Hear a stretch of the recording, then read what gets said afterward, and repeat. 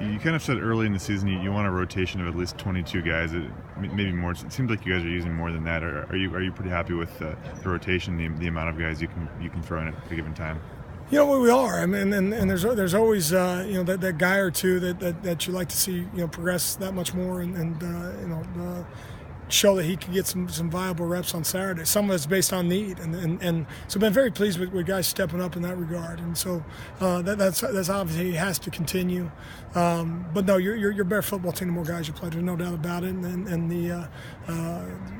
there's a large core group of guys that understand the responsibility that they have as not just as a starter. That kind of goes with the territory, but also as a backup. A lot of the guys that have switched positions, guys like Isaac and Injustice, when you recruit those guys in high school, can you kind of tell that they're guys who would be able to make a switch at the college level and play a number of positions when you're recruiting them? Yeah, and a lot of what you do is projections. I mean, if I'm a high school football coach and I have one Pac-12 football player, there's a good chance I'd put him at quarterback. If you're blessed to have more than that, then maybe you filter them to other positions. But and same goes with maybe running back, depending on what you do. If you have an elite defensive lineman, I'm sure he could block somebody on your offensive line. And so there's a good chance that if you have one Pac-12 football player on your team, you may not just put him at corner.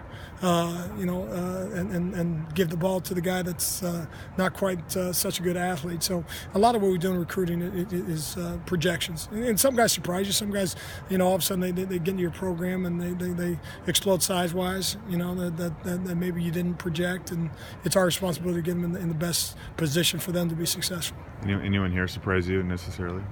Off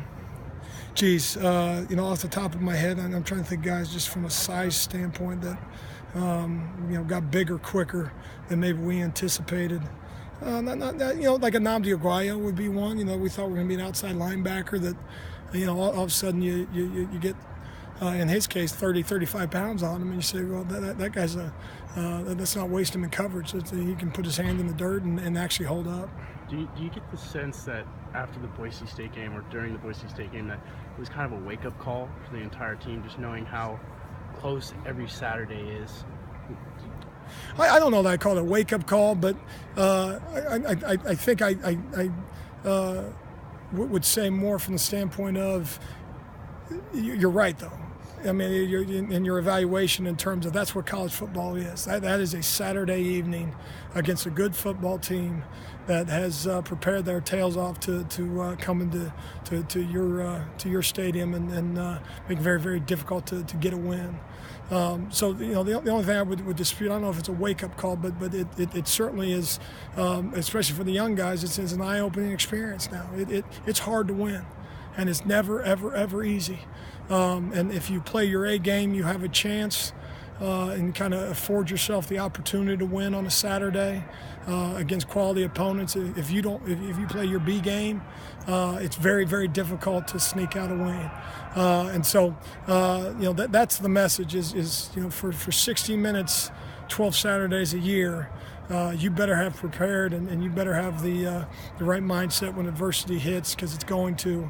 In those moments you're going to attack and you're going to default to that preparation and then kind of trust the guy next to you and ultimately hopefully make more plays than your opponent. When you looked at Phil, Sean Harper Jr., Jahad Woods, there's a bunch of guys that made big yardage-saving tackles that were almost shoestring tackles. How often did you see that last night, and how did you think the tackling was overall? I thought tackling was good overall. I think in some cases that it speaks to the athleticism of some of those guys. When you're able to make some of those plays that if you're a lesser athlete would not be in a position to make.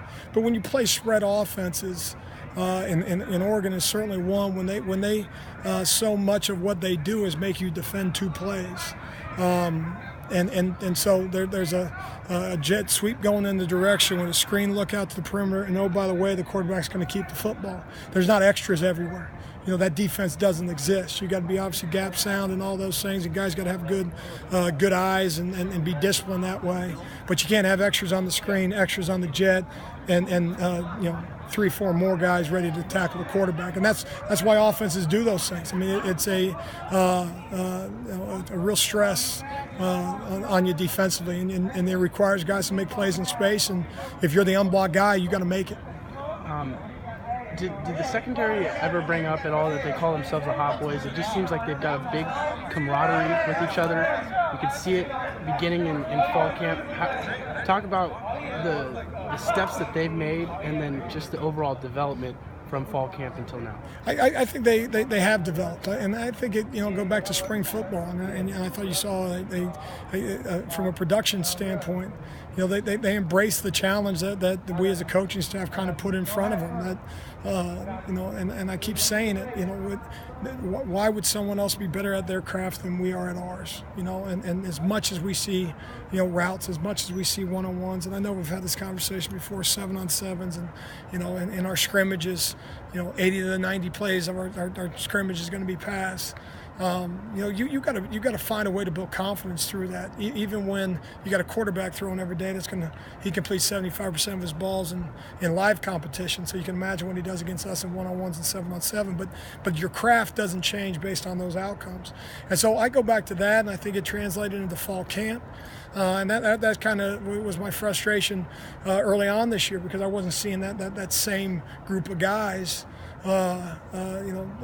playing physical and playing aggressive, and that's taken place the last couple of weeks, and it has to continue. And that is something that they got to be obviously making a commitment to, and something we got to stay on top of.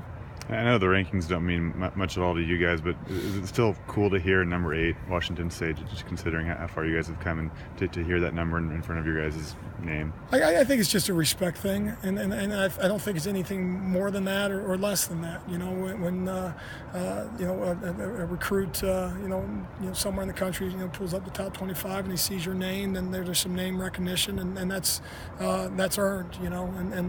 But that's a big thing. It's a respect, and you're one game away from losing that respect, and so it's a responsibility, obviously, to keep your eye on that next opponent. And no, they don't hand out trophies midseason. Quick thing, just observing the post-game press conferences yesterday. Hunter Dale, Robert Taylor, 2 guys, senior leaders. Right away, it seemed like they were over the moon. And just moving on to the next week, talk about the leadership. Yeah. From those guys. It's been really good, and it's something that I go back to. They deserve to be leaders. They've been in the fire. They've produced. Our seniors this year, had in the last 2 years going into this year, had 17 wins.